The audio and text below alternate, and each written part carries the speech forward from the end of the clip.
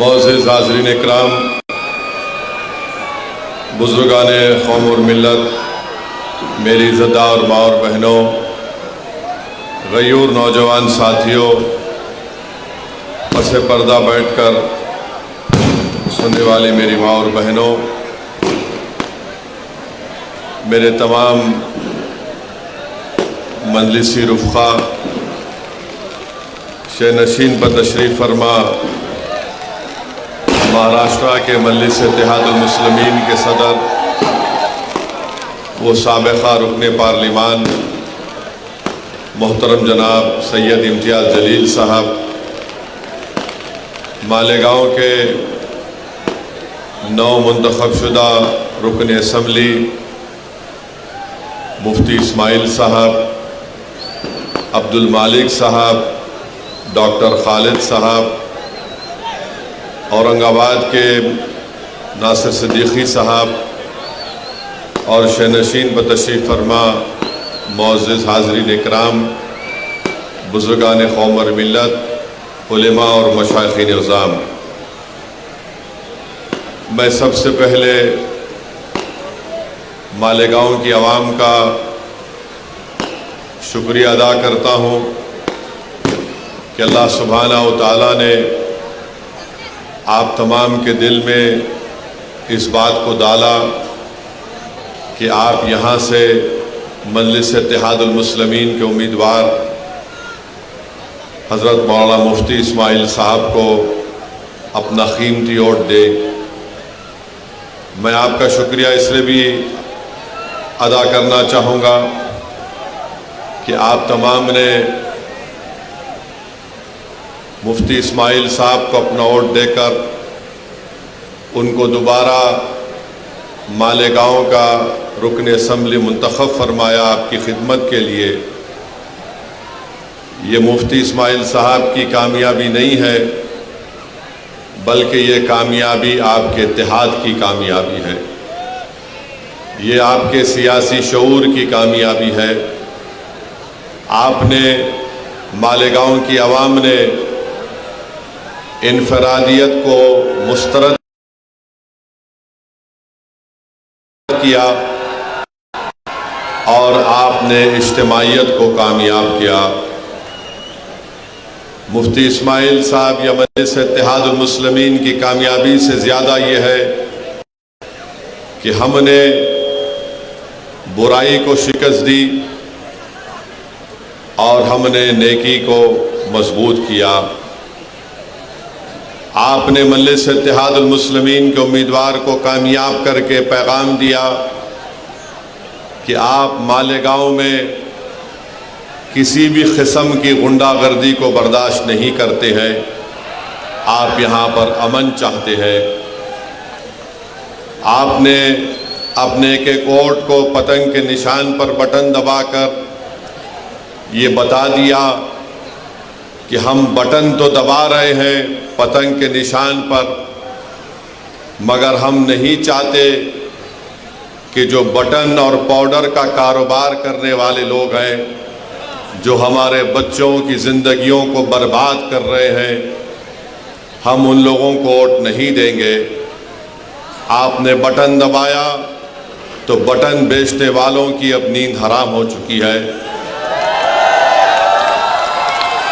मैं आप तमाम का वो पटाखे रोक दो भाई, वो पटाखे रुकवा दीजिए ज़रा।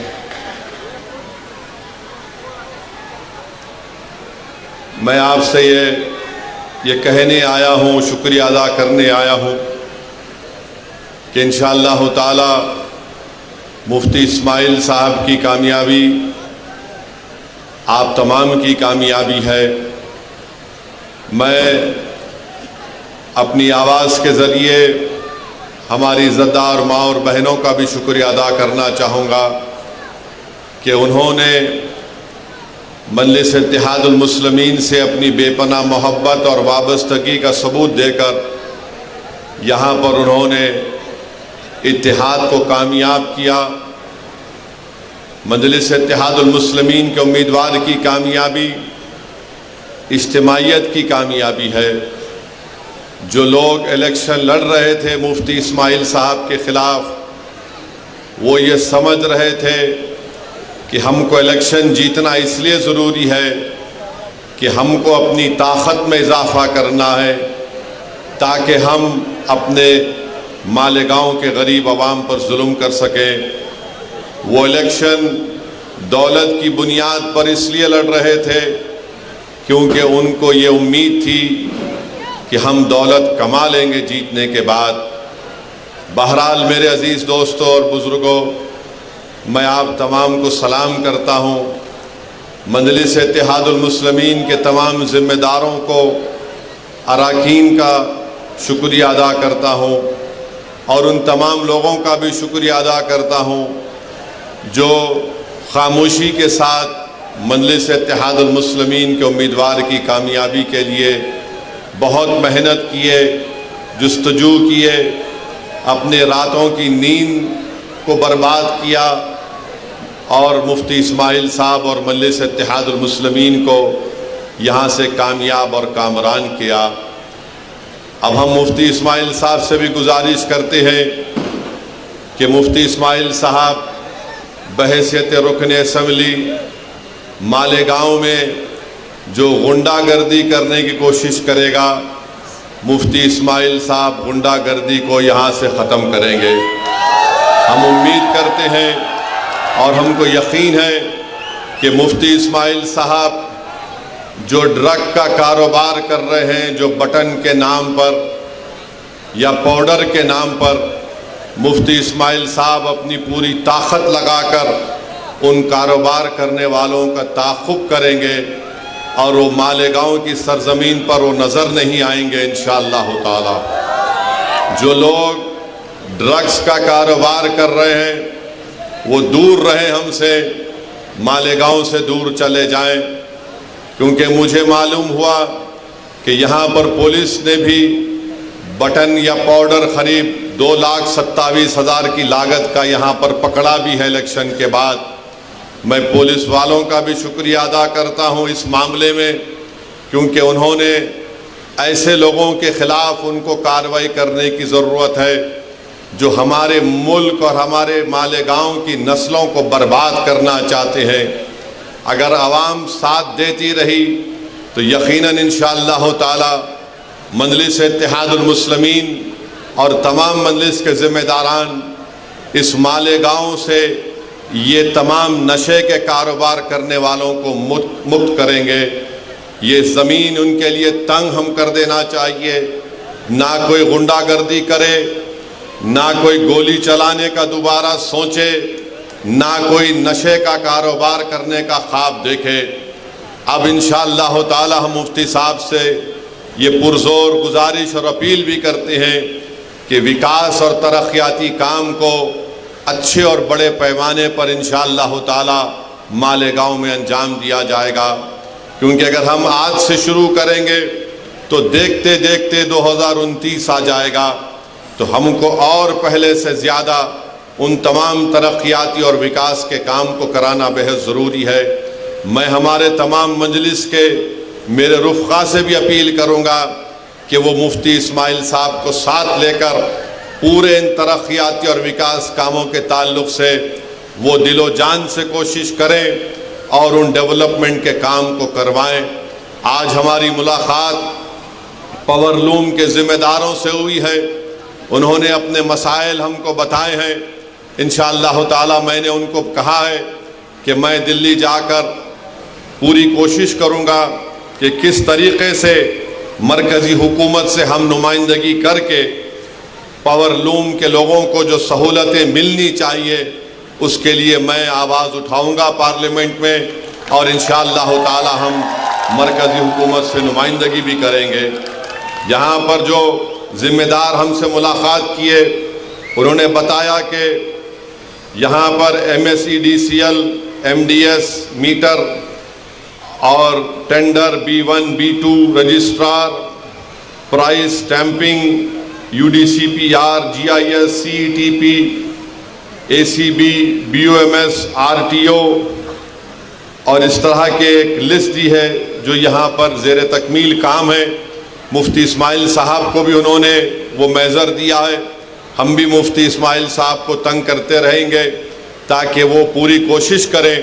महाराष्ट्र में एक नई हुकूमत बनने जा रही है। हम महाराष्ट्र की नई हुकूमत से भी, उनसे भी हम लोग मुतालबा करेंगे, नुमाइंदगी करेंगे कि मालेगांव में भी पूरे तरक्याती काम को अंजाम दिया जाए।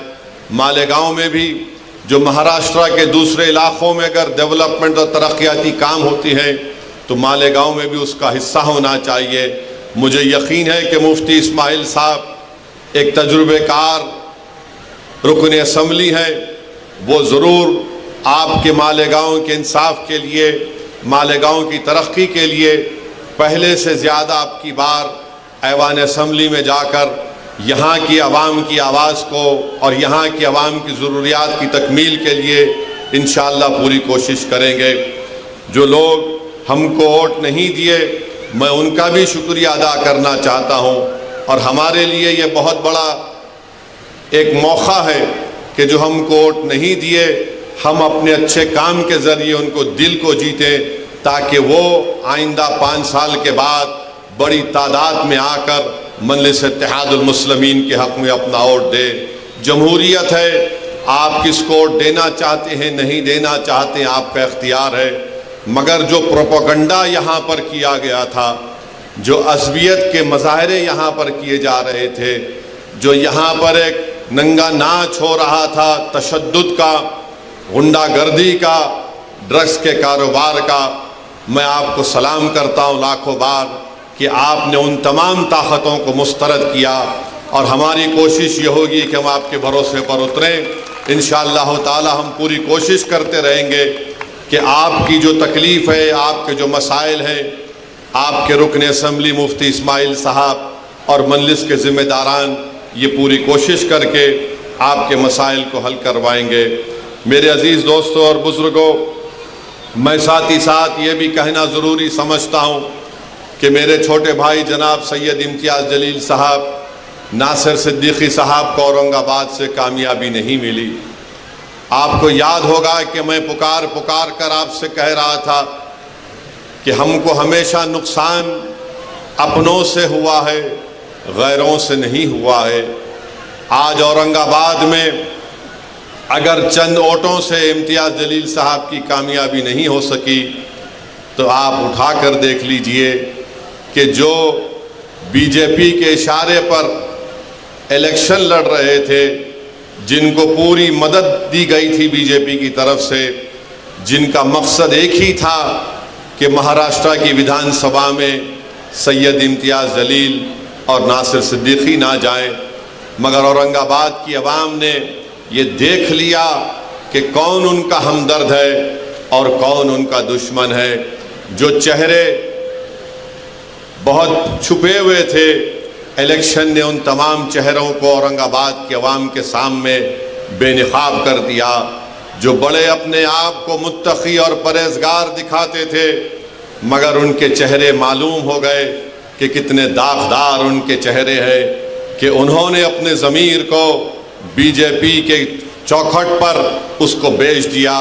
ये कभी औरंगाबाद की आवाम भूल नहीं सकती। मुझे इस बात की तकलीफ़ है कि इम्तियाज़ जलील और नासिर सिद्दीकी की कामयाबी नहीं हो सकी, मगर इंशाअल्लाह ताला हम पुरुम्मीद हैं, मेहनत करेंगे औरंगाबाद में दोबारा, और इंशाअल्लाह ताला दोबारा वहाँ से मजलिस इत्तेहादुल मुस्लिमीन और इम्तियाज़ जलील को अल्लाह सुब्हानहू ताला नबी करीम सल्लल्लाहु अलैहि वसल्लम के सदक़े तुफ़ैल में इनको दोबारा वहाँ से रुकन असम्बली मुंतखब करके आवाम की नुमाइंदगी करने का मौका इनायत फरमाएगा।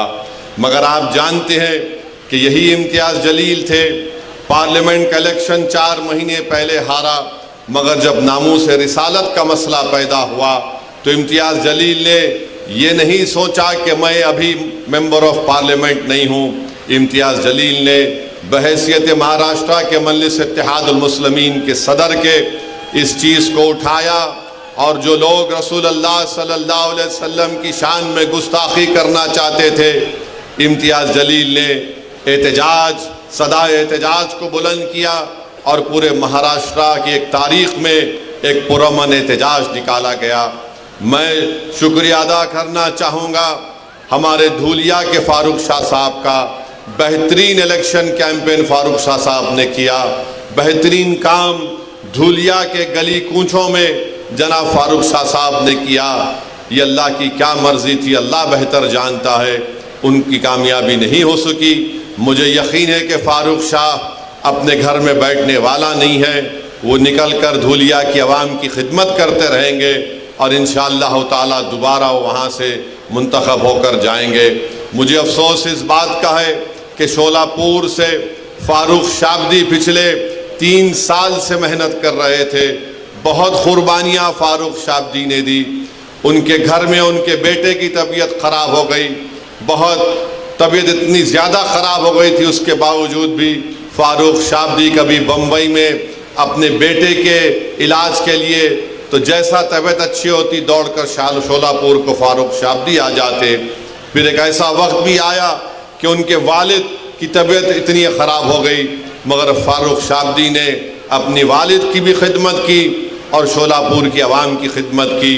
मेरे अजीज़ दोस्तों और बुज़ुर्गों, हमको तकलीफ़ इस बात की है कि गोवंडी से हमारा कैंडिडेट अतीक जो पहली मरतबा इलेक्शन लड़ रहा था समाजवादी पार्टी के कैंडिडेट के ख़िलाफ़, जो पिछले 5 साल पहले उनको शायद 30-35 हज़ार की मेजॉरिटी थी, एक नौजवान बच्चा अपनी ज़िंदगी का पहला इलेक्शन लड़ा और समाजवादी पार्टी के उनके लीडर को चने चबा दिए और उनकी मेजॉरिटी 10,000 तक लाकर कम कर दी। 10,000 से अतीक की कामयाबी नहीं हो सकी, मगर हमारे लिए खुशाइन बात है।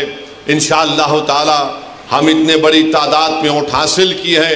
इससे एक पैगाम ये मिलता है कि महाराष्ट्र में मुसलमानों ने तय कर लिया है कि मजलिस इत्तेहादुल मुस्लिमीन ही हमारी सियासी आवाज़ बन सकती है। मैं शुक्रिया अदा करता हूँ और इंशाअल्लाह ताला जो महाराष्ट्र के मुसलमान अपनी एक सियासी क़ियादत के लिए बेचैन है और प्यासा है, मजलिस इत्तेहादुल मुस्लिमीन इंशाअल्लाह ताला ज़रूर उनके ख्वाबों को पूरा करेगी।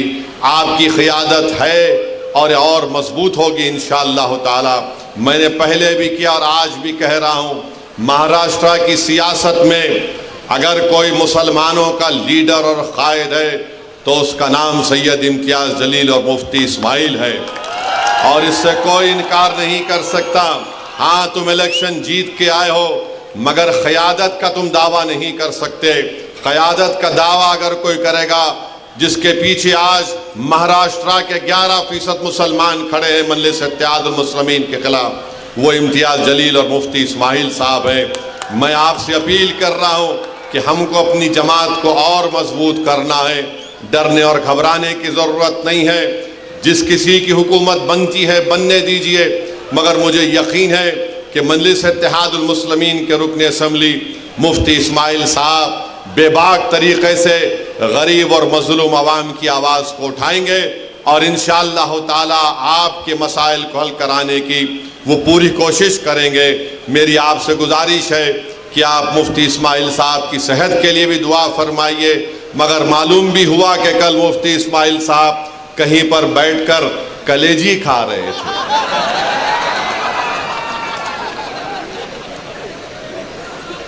अब ये कलेजी खा रहे थे तो किसी के गुर्दे में दर्द हो गया। यानी किसी का दिल रखने के लिए मुफ्ती साहब बोले ला दे दे, थोड़ा चख लिए, नहीं कलेजी खाए, अब कैसा तबीयत अच्छी हो गई। अरे भाई, तुम्हारे कलेजे को क्या हुआ, तुम्हारे दिल को क्या हुआ, उसको साफ कर लो, तुम्हारे कानों को साफ कर लो और इस बात को यकीन कर लो कि अब तुम्हारी गुंडागर्दी चलने नहीं देंगे इंशाअल्लाह ताला। हमारी कोशिश ये होगी कि मालेगांव में और इत्तेहाद मजबूत हो। तुमने जो हर घर में मालेगांव में दीवार उठाने की कोशिश की, उन छोटी छोटी दीवारों का सदुद्दीन ओवैसी बुनियाद के साथ उखाड़ कर हम फेंक देंगे इंशाअल्लाह ताला। हम अपने घर में दीवार को उठने नहीं देंगे, हम अपने मसाजिद में और इख्तिलाफात को फ़रोग़ नहीं देंगे। ये आपको और हमको तय करना है मेरे अजीज़ दोस्तों और बुज़ुर्गों। तीसरी अहम बात, जो मैं आपके सामने अर्ज करना चाह रहा था। आज औरंगाबाद में मीडिया के लोगों ने मुझसे पूछा कि आरएसएस के सरसंघचालक मोहन भागवत ने यह कहा कि किसी भी आबादी का पॉपुलेशन गिरना खतरे की बात है, और उन्होंने कहा कि कम से कम 3 बच्चे पैदा करो। और मीडिया ने मुझसे कहा कि आप इस पर कोई तबसरा करिए।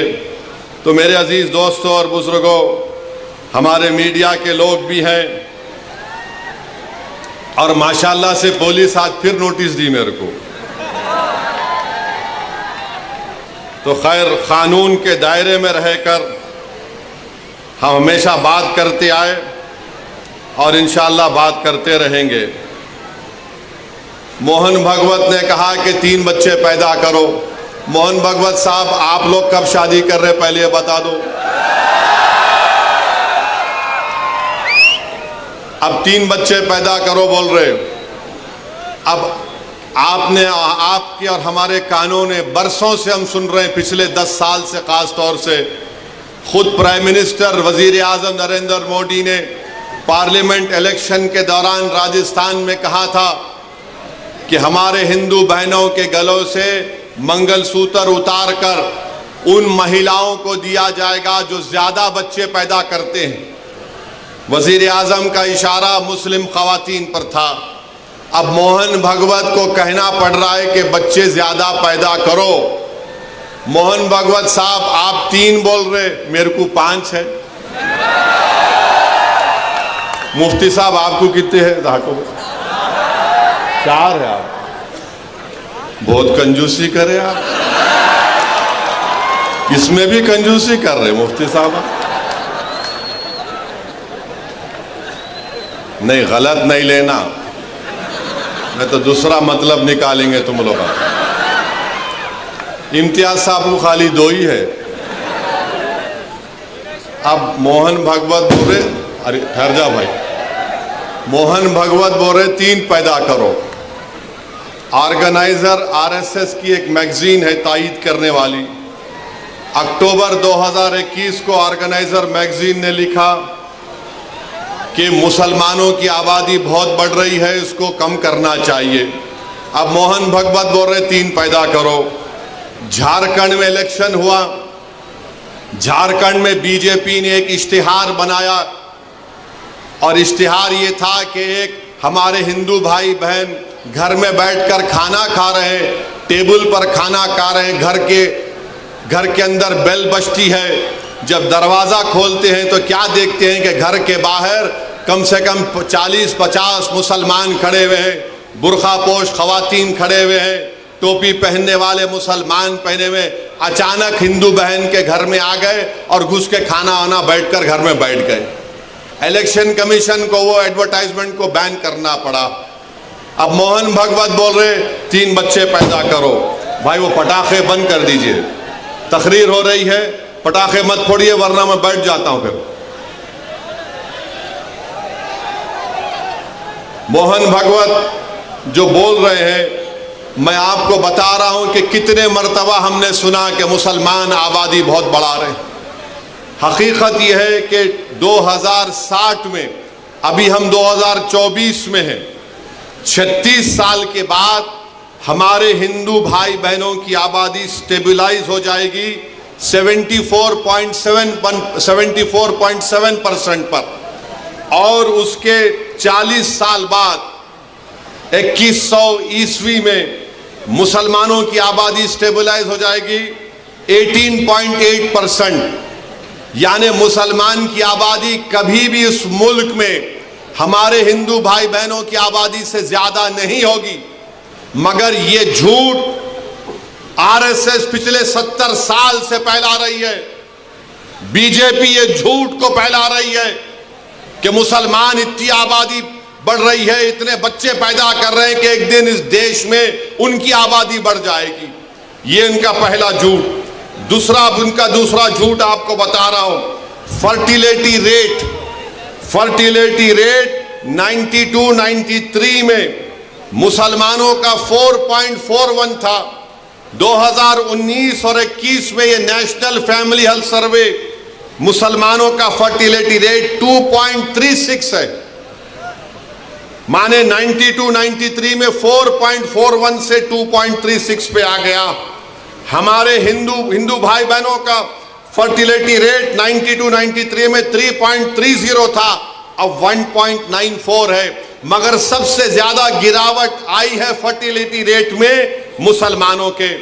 और फिर ये लोग बोलते कि हम लोग कॉन्ट्रासेप्टिव इस्तेमाल नहीं करते, माने कॉन्ट्रासेप्टिव को उर्दू में क्या बोलेंगे, हमल रोकना। हाँ, हमल रोकना।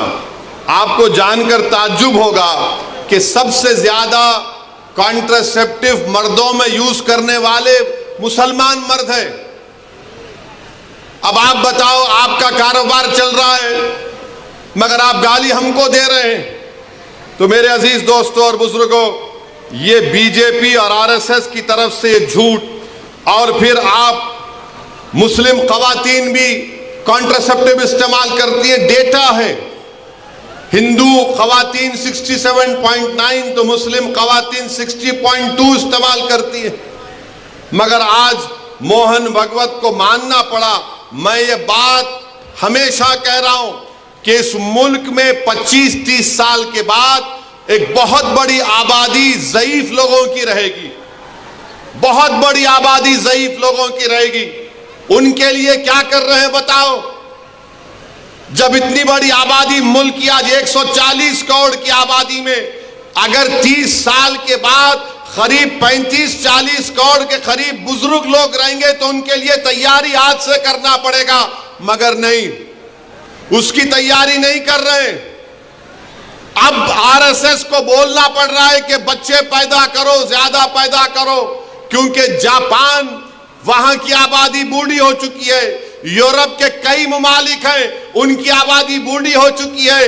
आज भारत में, जिसको अंग्रेजी में डेमोग्राफिक डिविडेंड बोलते, कि सबसे ज्यादा नौजवान अगर आबादी पूरे दुनिया में है तो भारत में है। मगर नरेंद्र मोदी उन नौजवानों को रोजगार देना, उन नौजवानों को जाकर बोलना मालेगांव में तुम्हारे पावर लूम की इंडस्ट्री को हम अच्छा करेंगे, तुम यहां पर काम करो, यहां के पूरे महाराष्ट्र की इकोनॉमी को प्रमोट करना, कुछ नहीं। मुल्क में इंडस्ट्रीज को कायम करना, कुछ नहीं। मुल्क में रोजगार की स्कीमों को नाफिज करना ताकि नौजवानों को रोजगार मिल सके, कुछ नहीं। जो नौजवान आर्मी एयरफोर्स में जाता था, जिसके लिए विखार की बात समझी जाती थी, नरेंद्र मोदी ने कहा 4 साल अग्निवीर करो और 4 साल के बाद तुमको 15-20 लाख मिलेंगे, चले जाओ। कुछ नहीं प्लानिंग है। 30 साल के बाद सबसे ज्यादा बुजुर्गों की आबादी भारत में रहेगी। अब मोदी क्या कर दिए, बीजेपी आरएसएस क्या कर दिए, एक ही काम पे लगा दिए सबको, जाओ गड़े खोदो, देखो अंदर से क्या निकलता। जाओ मस्जिद में गड़ा खोदो, उसमें से अलाउद्दीन निकलते नहीं निकलते देखो। अरे हर जगह पर जहां भी जाओ बस गड़ा खोदो, सर्वे सर्वे सर्वे। नहीं, यहां पर कुछ था। कब था रे भाई? नहीं, 500 साल पहले था। अम्मा, तेरे को कैसे मालूम 500 साल पहले था? नहीं था, हम सुने। अरे हम भी सुने, नहीं था, क्या करेंगे तुम? संभल की मस्जिद आप बताइए, 500 साल पहले वहां पे मस्जिद नहीं थी। अरे मेरे भाई, 500 साल पहले अगर तुम जाओगे तो मैं तुमको 2000 साल पहले लेके जाऊंगा। जैन और बौद्ध मजहब के लोग भी खड़े होकर बोलेंगे यहां पर भी हमारी मजहब इबादत गाहें थे। हम भारत को विकसित भारत बनाना चाहते हैं, नहीं बनाना चाहते, मगर भारत को 500 साल पीछे लेके जाना चाहते। अरे वो मुल्क, वही मुल्क ताकतवर बनेगा जो आगे देखेगा। मगर नहीं, नरेंद्र मोदी 1526 पे नजर है। अरे मोदी नजर रखो, विकसित भारत का तो तुम नाम लेकर झूठ बोलते हो। अरे तुम नजर रखो कि 70 साल के बाद इस देश में क्या होगा, इस देश में गरीबी कितनी बढ़ जाएगी, मगर उसके बारे में फिक्र नहीं। संभल की मस्जिद का मसला खड़ा कर दिए। और क्या मसला है संभल की मस्जिद का?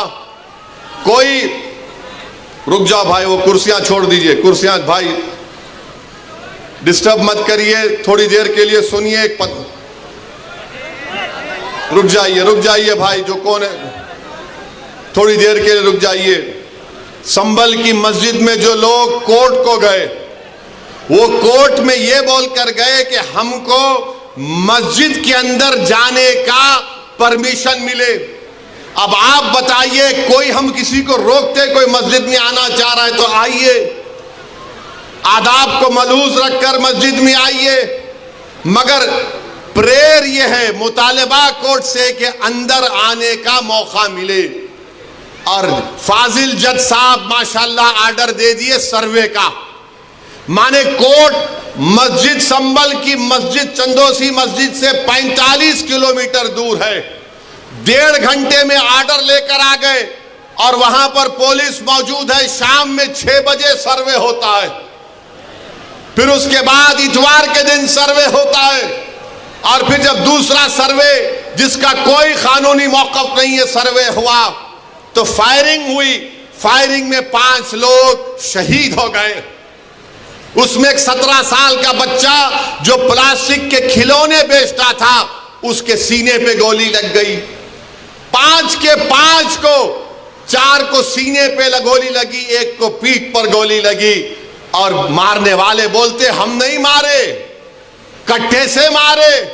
अरे क्या कोई जिन्नात आके गोली मार के चले गए? आप गोली चला रहे हैं, वीडियो है, और बोल रहे हैं कि नहीं हम नहीं चलाए, कट्टे से मारे।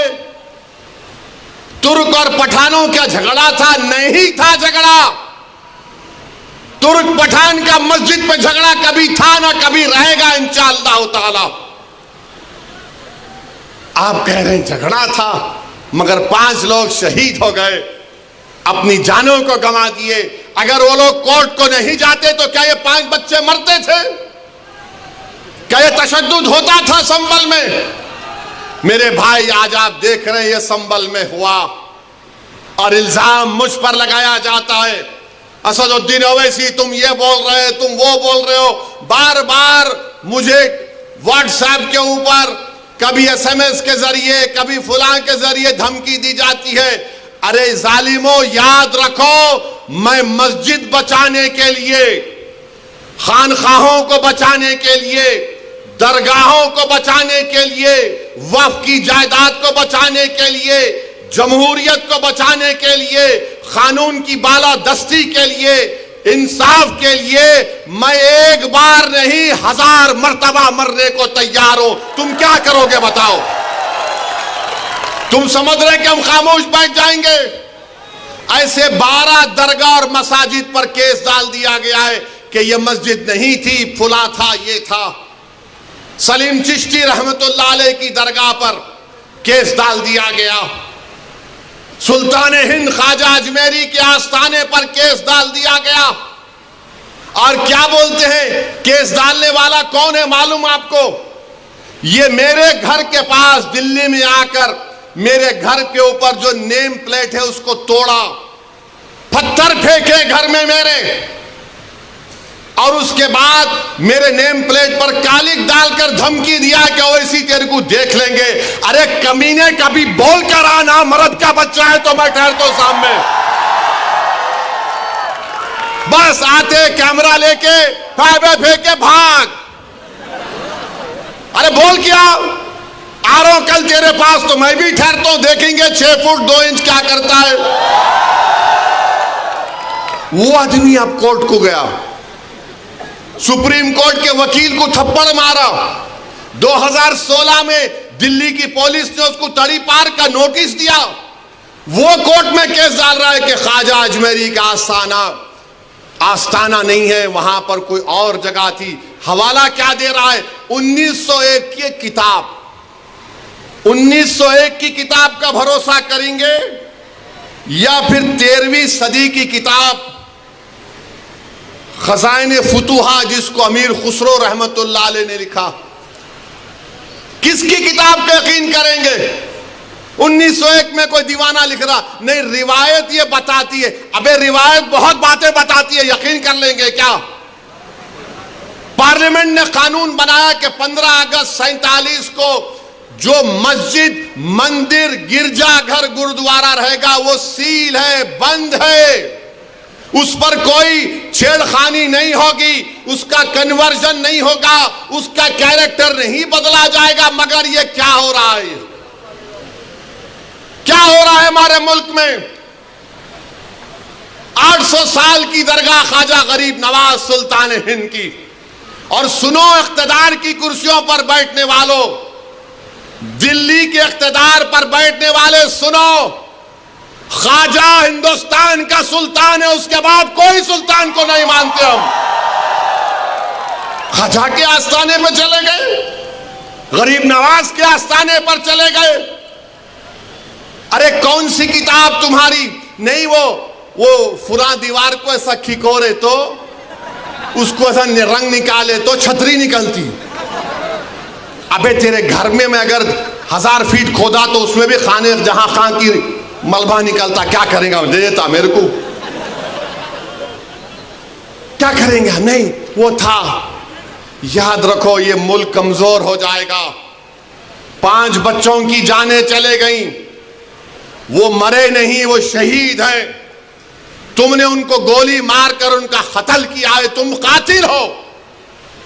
तुमने गरीब माँ बाप को अपनी औलाद से महरूम कर दिया है।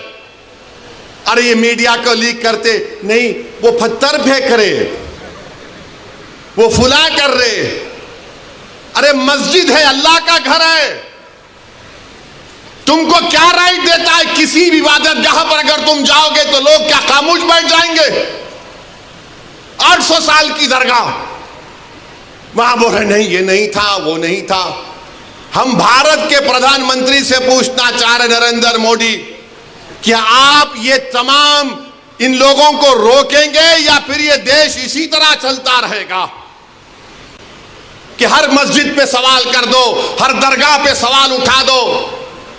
मेरे भाई 12 मुकदमे आयद हो चुके हैं ज्ञानवापी पर, मथुरा की शाही ईदगाह पर।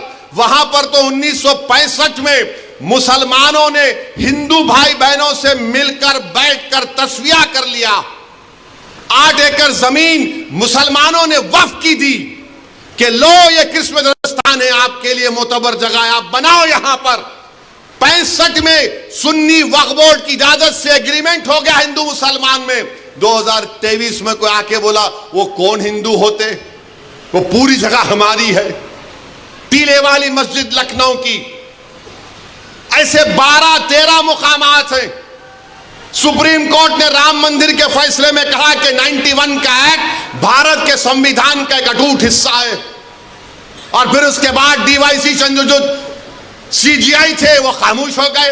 ओरल ऑब्जर्वेशन किया कि नहीं, सर्वे को असर्टेन करने में क्या बुरी बात है? अरे बुरी बात यह है कि सर्वे कोई एकेडमिक एक्सरसाइज नहीं है। सर्वे क्यों किया जा रहा है? ज्ञानवापी मस्जिद में वजू खाने को सील हो गया। ज्ञानवापी मस्जिद के जुनूबी तरफ हमारे पास नहीं है, वक्फ की जायदाद नहीं है, वो क्या क्या करेंगे आप?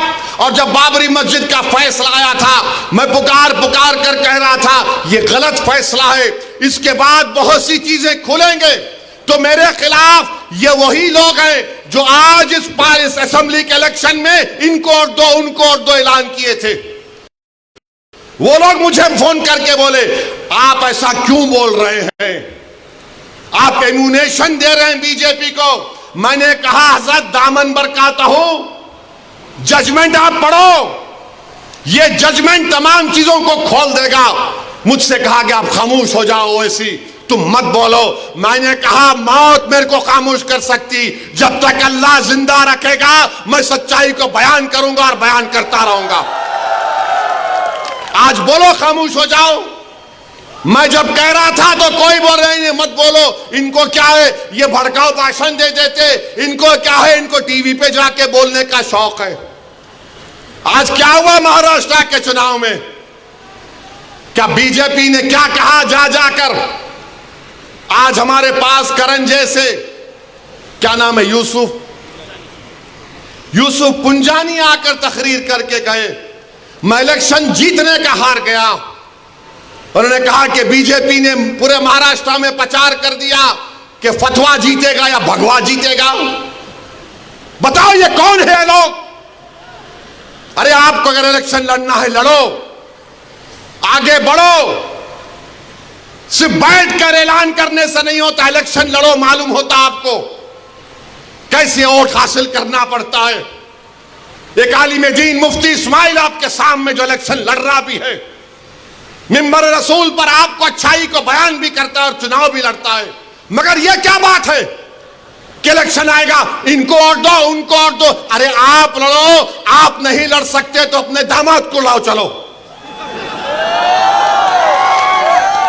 लड़ो ना, क्यों नहीं रोकते? नहीं, हम इनको बोलेंगे, उनको बोलेंगे। क्या हुआ? आपने बीजेपी को हैंडल दे दिया। यूसुफ पुंजानी कह रहा है कि बीजेपी गली गली जाकर ऐलान कर दी कि फतवा जीतेगा या भगवा जीतेगा। अरे जब सियासत नहीं आता करना तो मत करो, दुआ करो या हिकमत अमली से इख्तियार करो। नहीं, हमको सब चीज होना। देख लिए क्या हुआ?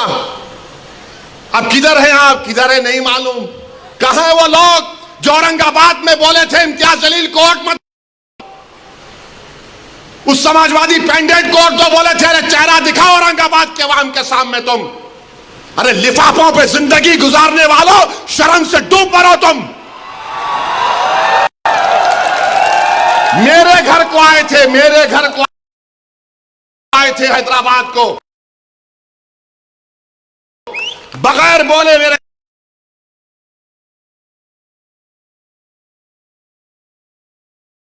घर को आए। मैं वक्फ के बिल की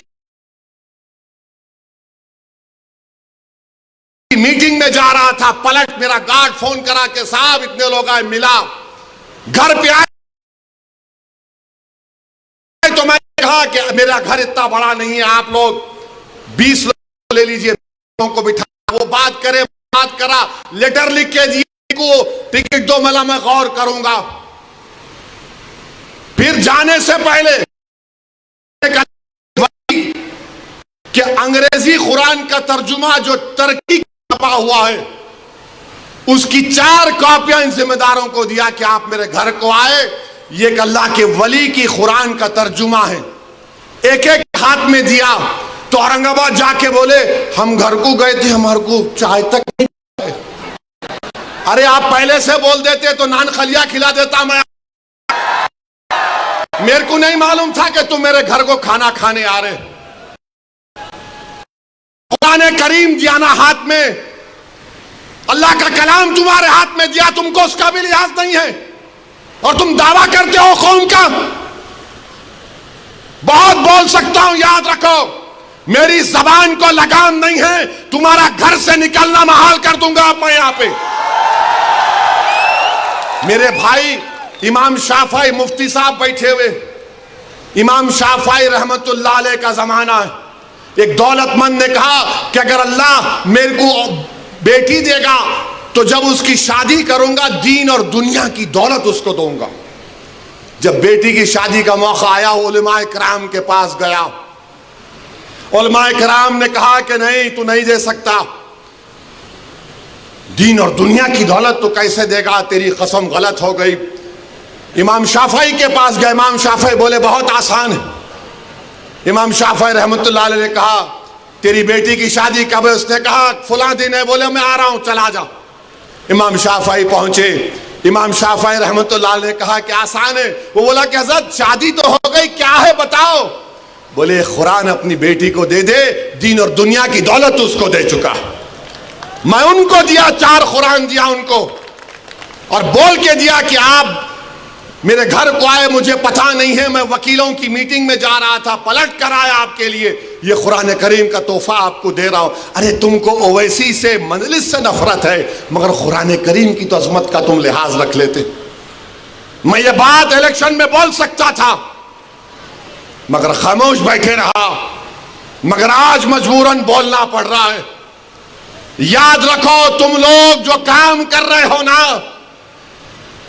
तुम महाराष्ट्र के मुसलमानों को ना सिर्फ कमजोर कर रहे हो बल्कि तुम उनकी आवाज का गला घोट रहे हो। अरे तुम इलेक्शन लड़ो, हम तुम्हारी तायीद करने को तैयार हैं। कब तक तुम ये सियासत करोगे कि उन्हें बोल दिया इन्हें बोल दिया? जिसको तायीद किए औरंगाबाद में वो खाली 5000 वोट लिया, 5000 वोट लिया। नासिर के खिलाफ कितने वोट लिया उन्हें? 10,000 वोट लिया। और नासिर हारे 8,000 वोट से। जो जिसकी तायीद का ऐलान किया हुआ 5,000, इम्तियाज जलील हारे 1100 वोट से। धूलिया से फारूक शाह के खिलाफ आपने ऐलान किया, वो 10,000 पे निपट गया। फारूक शाह 70,000 वोट लिए, सिर्फ 1700 वोट लिया वो जालिम, सिर्फ 1700 वोट लिया। फारूक शाह 70,000 वोट लिया। अतीक को आपने तायीद नहीं की, किसी और को बोल दिया। अरे क्या कर रहे हो तुम लोग? मत करो। तुम्हारा एहतराम और तुम्हारी अजमत हम करते हैं, मगर आप जो काम कर रहे वो मुसलमानों के हक में नहीं कर रहे हैं। आपने हैंडल दे दिया बीजेपी को, बीजेपी ने पूरा प्रचार कर दिया और क्या नतीजा निकला जा आप देखो। कल ये बीजेपी की सरकार अगर कुछ करेगी तो कौन आके लड़ेगा? आप आएंगे रोड पे? यही इम्तियाज जलील, यही फारूक शाह, यही मुफ्ती इस्माइल, यही नासिर सिद्दीकी, यही फारूक शाब्दी, यही वारिस पठान मैदान में उतर के मुकाबला करेंगे। मेरे भाई पहचानो इन लोगों को। मैं नहीं बोलना चाह रहा था मगर आज मैं जरूरी है सच्चाई को बयान करने के लिए कह रहा हूं। बहरहाल मेरे अजीज दोस्तों और बुजुर्गों, अपने मस्जिदों को आबाद रखो। जो लोग मस्जिदों को छीनना चाहते हैं उसका जवाब क्या है? अपनी मस्जिदों को भरे करो। तुम्हारी जुमे की नमाज फजर की नमाज में उतनी तादाद होनी चाहिए। तुम्हारी मगरिब की जमात में जितने लोग होते उतना जहर में होना चाहिए। दरगाहों को आबाद रखो, खानखाओं को आबाद रखो। दरगाह और खानखाओं पर अल्लाह के नाम पर दिल पर ज़रब मारते रहो। डरने और घबराने की जरूरत नहीं है। जो ताकतें मस्जिदों को छीनना चाहती हैं, अल्लाह कुरान में फरमा दिया ये सबसे बड़े जालिम हैं, ये सबसे बड़े जालिम हैं। अब ख्वाजा अजमेरी के आस्थाने तक आप पहुंच गए, सलीम चिश्ती के आस्थाने पर पहुंच गए। याद रखो जालिमों, ये वो सूफिया इकराम हैं जो बादशाहों की तरह दौलत नहीं थी। ये वो वली अल्लाह